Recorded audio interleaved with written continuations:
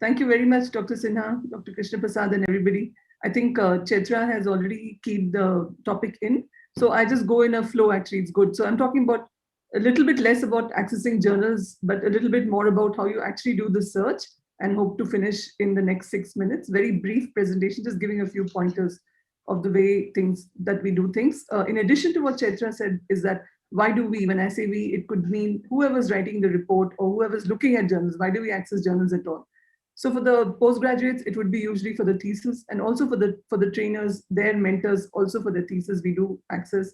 And as Chaitra said, case reports. One of my colleagues likes to call case reports as snacks. So they're quick publications. So you want to access journals, you're writing case reports in a slightly different way. If it's an original article, and in a review, you need to be more exhaustive. Then you want to prepare for presentations. This is for the students, even for us. When we prepare for presentations, we want to know what is latest. And also, for me, the last part is also very relevant, and especially if you're in tertiary eye care, because you get patients with so many complex diseases. So on the spot, you may not know what's happening, and you want to learn about the patient, learn about the disease. These days, internet is at your fingertip. You can even in real time actually find out what's happening and get back to the patient. So there's little difference in how you would do the literature search, how you would access journals. So if it's a review, it has to be an exhaustive kind of a search. You want to go into everything about the subject, especially if you're writing a thesis. These days, the trend is to not write an exhaustive review about a topic, but only a part of the topic, because ophthalmology has become so vast. So even when you write a review, it's going to be a sub of that topic. And we might want to write textbooks. So we might want to provide online course material either to our students or somewhere else. And then when you're writing the discussion, as Chaitra said, introduction should have few references, but you're writing the discussion, then you want to have a very thorough and robust comparison with other published studies, whether you're writing a thesis or an original article. So what about the resources? The second part that I was asked, what about the resources? There are many resources that can be shared. So you can have libraries, especially well-stocked libraries, as in not physically well-stocked, but those that have access to various journals.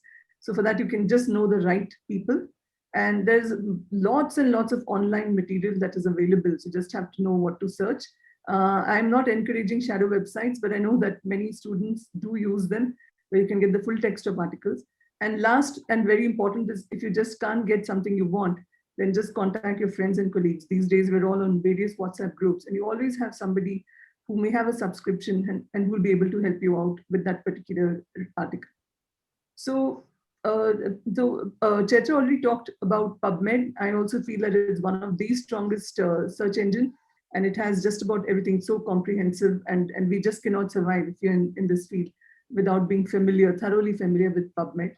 And I also like Google Scholar. So this is also my go-to, because unlike PubMed, which is a little bit limited, Google Scholar uses the massive search engine of Google, and it just not just scientific literature, but it can give you a lot of other things which may not be peer reviewed. So if you're searching about it just to understand, it's different. But if you're searching about a subject in order to write, then Google Scholar is not the best resource, but it works. So I'm going to take you through a very short video talking about both in real time. So I'm going to take you through two search engines and actually search something very specific. So let's say that today I saw a case in the clinic. This was a case of brittle cornea syndrome. And this is a very rare case, so I thought I should look up more about it. And I typed brittle cornea syndrome.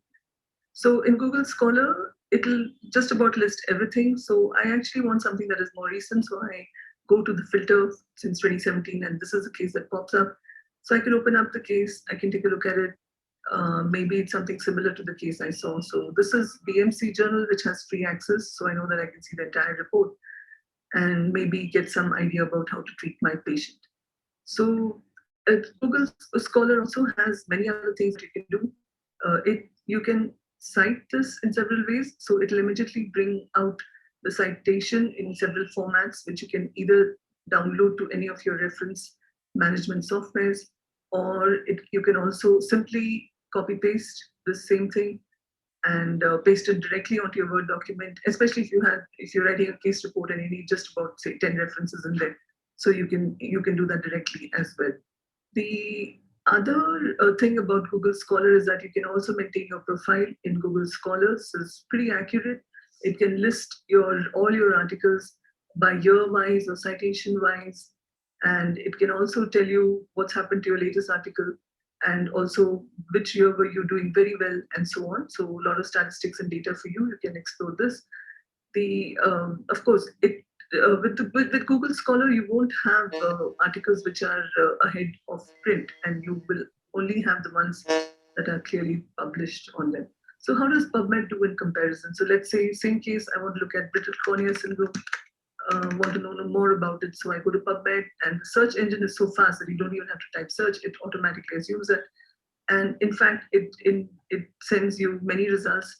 It tells you how many results it has. And then the first one is the same that typed up earlier because it was a free online article. Many of them are free PMC. So PMC is PubMed Central. So many of them will pop up and you can see the free article.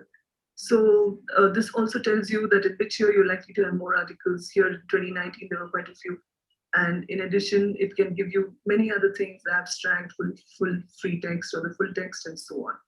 So PubMed is again extremely powerful tool. It uses, it has just about all the possible medical journals in its database, and it's updated all the time, includes ahead of print article. Google Scholar is once again uses the Google engine, search engine, which is a very, very powerful search engine. And the only thing is that it also has a lot of non-peer reviewed stuff going on in it. So both of them are pretty useful.